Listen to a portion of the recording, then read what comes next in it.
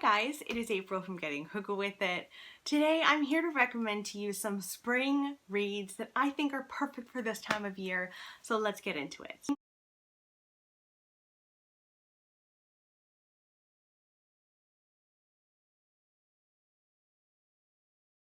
So I've got a few kinds of things that I like to read in the spring. I definitely love to read historical fiction, World War II fiction. I love Kate Morton. So I've got quite a few little subcategories that we're going to go through together. And I'm going to recommend books from those categories, and I really hope that you will pick some of these up this spring. We might not be able to get out and about quite the same way that we usually would, but I think these might, I don't know, bring a little spring to you. At least I hope so. So let's just dive right in. So the first kind of book that I like to read in the spring is, well, anything by Kate Morton, and I will recommend a Kate Morton book here. But essentially what I love about Kate Morton is that she's a bit formulaic.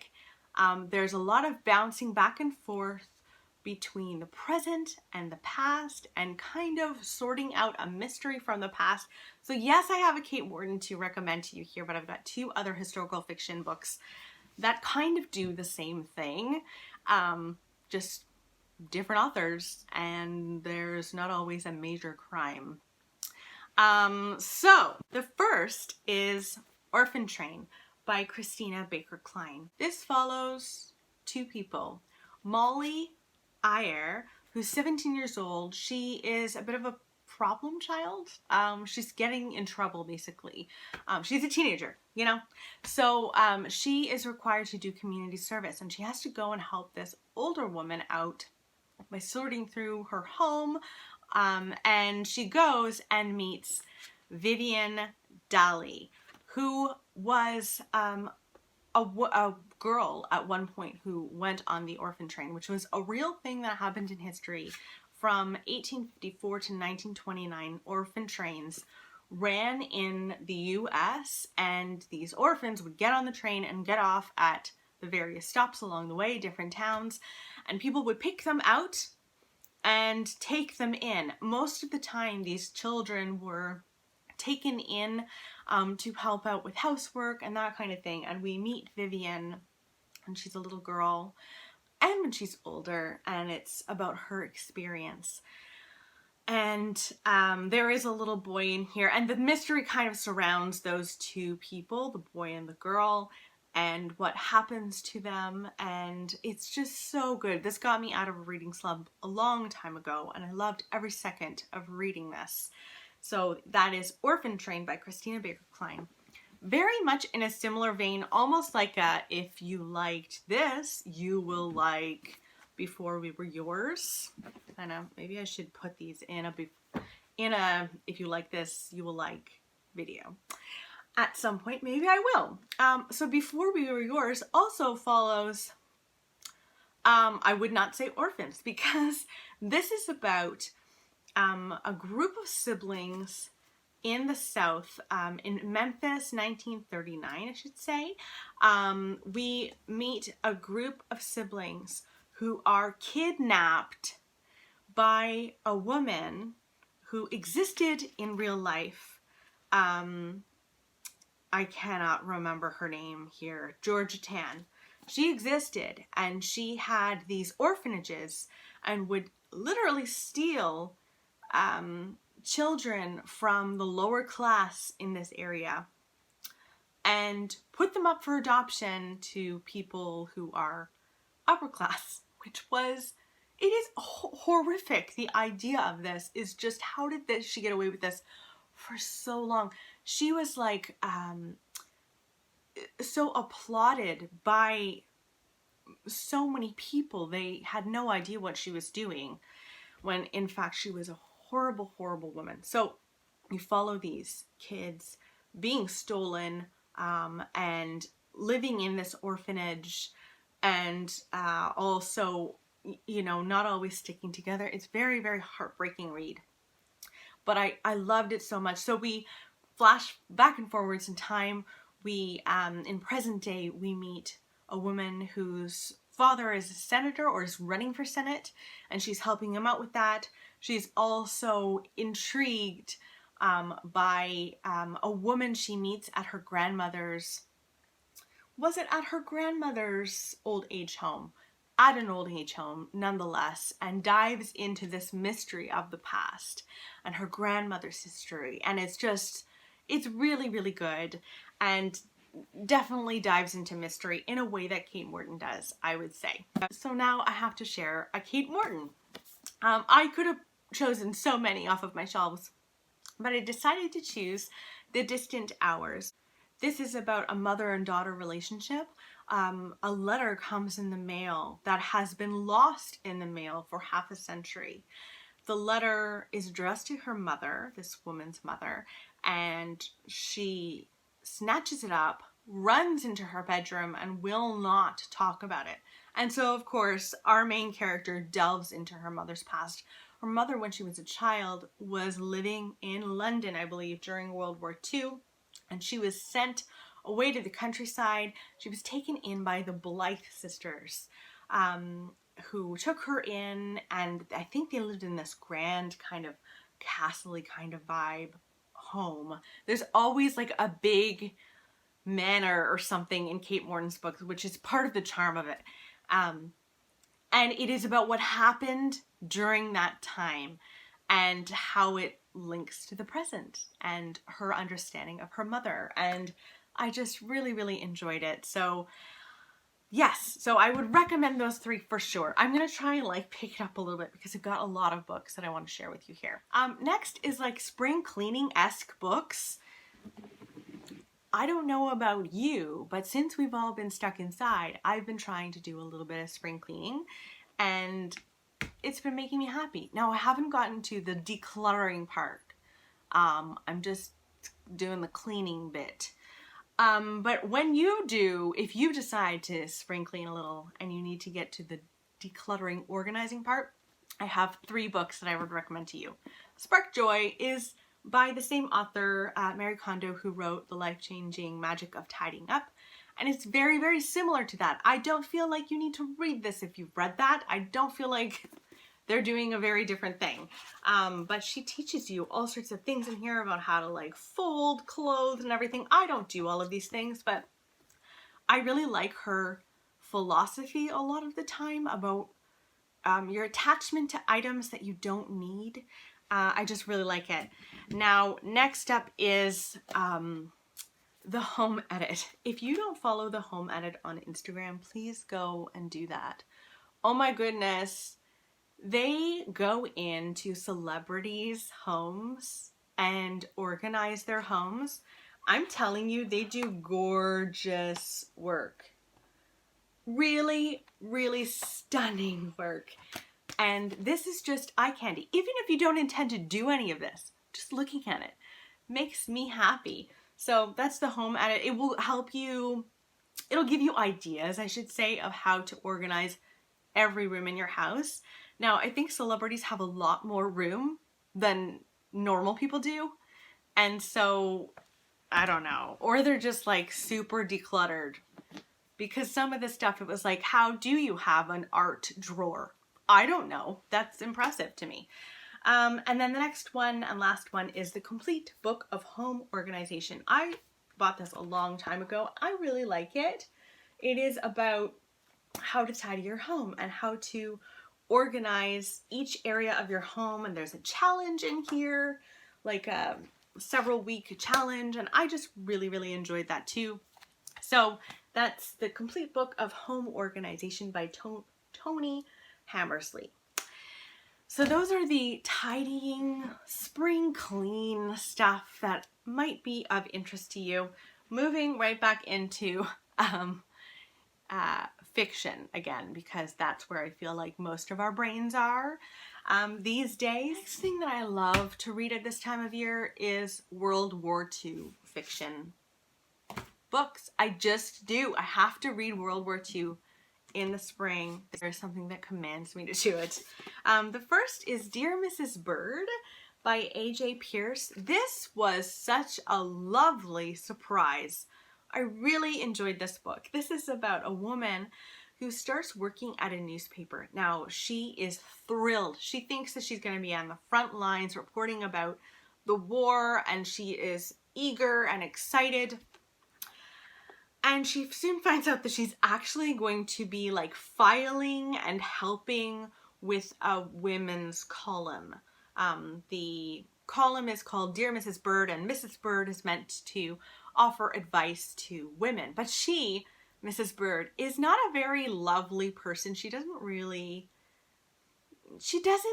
take a lot of the questions that are sent in. Anything that might suggest that a woman is acting inappropriately, like going out on dates or something, like she's like, oh no, we can't talk about that. She doesn't take a lot. And so our main character starts writing back to these women and pretending that she's Mrs. Bird. And so it's hard because this book is so light at the beginning, but it becomes incredibly dark as it moves along, as the war takes its toll on her and her surroundings. And it is so good. Like, one of my favorite World War II books. I loved every second of this. I so recommend it. Another book that doesn't get talked about too much that I really enjoyed was Kate Atkinson's Transcription. Similarly, we follow a woman who is asked to become a spy, kind of. She's asked to join the M15, which is basically a group of people in England that monitor the comings and goings and what goes on with people who might be fascist sympathizers and German sympathizers during World War II. And so we meet this woman who says, yes, please, I will join. And then she ends up doing paperwork at the beginning. And she's like, this is not what I signed up for. We have ambitious women here. And it is about her during that period, but also as she gets more and more involved in spy work, basically. And she is not always the most likable character. I would say she is a very likable character, but I'm forgetting her name here. Juliet is certainly not a very likable character, but you do not want to put this down until you know what happens to Juliet, because some of the stuff that she's doing is slightly dangerous at points. So I really enjoyed Transcription.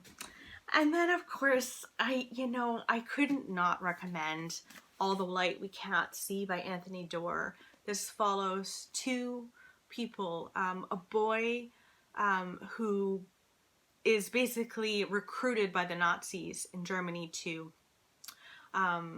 fix radios for the Nazis. And then we also follow a French girl who is blind. And their paths connect eventually, but you don't see that until the end, and you wonder the whole way through how they're going to connect, because you know that they do. It is really beautifully written. He took 10 years to write this, and you can tell. Like, you can tell in a beautiful way. I hope that he's going to take another 10 years to write the next thing. Actually, maybe it has been 10 years. When was this published? 2014. So we're moving up to 4 years away.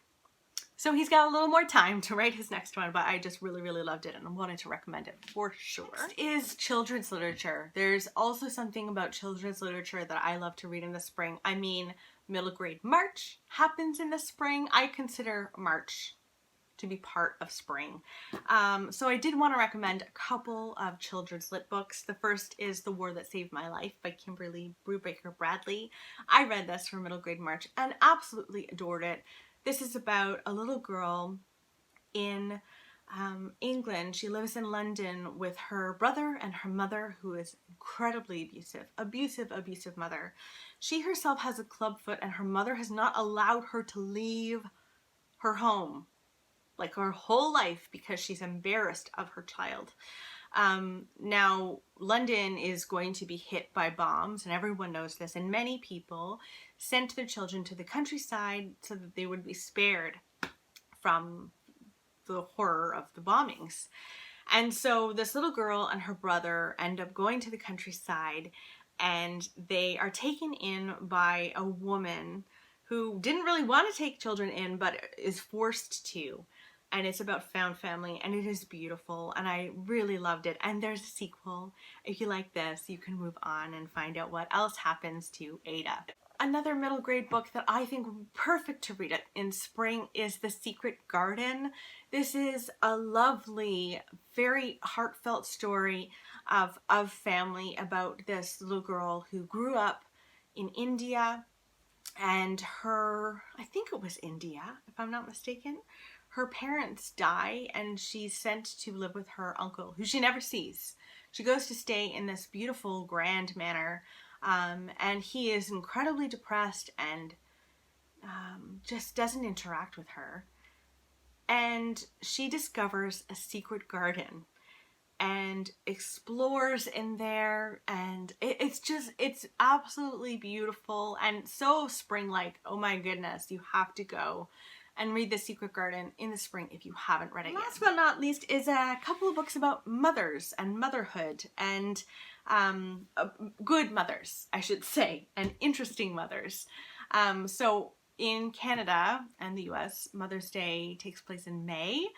And so I like to read about motherhood now that I am a mother myself during this time of year. So I have 3 books that I want to recommend to you here. The first is Becoming by Michelle Obama. I admire her as a mother, and I really admire her mother as well. As you know, probably many of you know, Michelle Obama's mother lived with the Obamas during their administration, and she's very private, but Michelle Obama talks about how she was raised, and there were things that her mother did and her mother implemented in her life, and held her kids accountable and held her kids to a very high standard in morality that I just loved. I felt like I learned so much from her, and then of course Michelle Obama became a wonderful mother in and of herself, and I really enjoyed her book, and right about now I think a lot of people would enjoy this. So that is Becoming by Michelle Obama. Next up is The Secret Life of Bees by Sue Monk Kidd. This is kind of a sad story about motherhood. This is about a little girl whose mother has died, and she is trying to remember her mother. She remembers the day that her mother died quite violently. She remembers being there.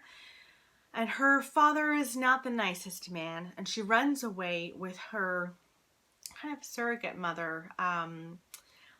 She runs away with Rosaline, who is a black woman who needs to get away because these very, very racist men in the South are after her, and basically she thinks they will kill Rosaline at least, if they don't run away. So Lily, our main character, decides to go to Buren, South Carolina, based on one thing that she found of her mother's that had the name Tiburon, South Carolina on it. So she goes there and she's seeking her mother's past. She's seeking her mother and her mother's presence and understanding this woman that she lost and misses dearly.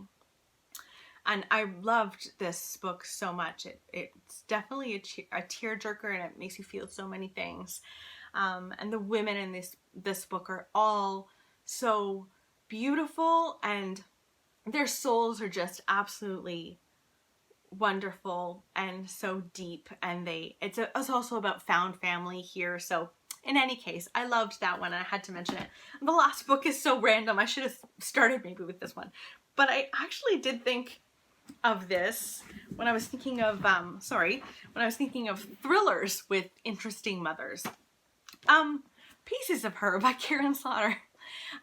This is about a kind of kick-ass mom. Like, this is about a woman who's out with her mom just at the mall. They're stopping for lunch, and in comes a gunman, and he starts shooting. And her mom springs into action, takes the gun away from him. I think he dies. I can't remember, but she She knows just what to do, and it's kind of weird because that's not her mom. And it is about her diving into her mother's past, which is a very interesting one, and it's much different than she thought her mom had experienced in her life. She has this picture, an image of who her mom is, and she learns that's not at all who her mom is at all. And I just really loved this. I liked that it's about a mom who is super protective of her daughter, and yeah, I thought it was really fun. So obviously it's not like the other two, but I thought I would throw a thriller into the mix because I'm me, and this is Getting Hygge With It, where I do talk about thrillers a lot. In any case, I hope that you enjoyed this video. I hope that you'll pick up something in this little book pile for spring. Let me know in the comments below if you've read any of these. What type of books do you guys like to read in the spring? I'd love to know. Oh, and also, if you haven't already, pop over to Goodreads and become friends with me on there. You can check me out on Instagram. It's all in the description box below. And check out my Amazon wish list. It's always fun to see what I am hoping to get in the coming months, the coming weeks. I'm always adding to it because I'm me. So anyway, I hope you guys are doing really, really well, and I will see you soon. Stay safe. Bye, guys.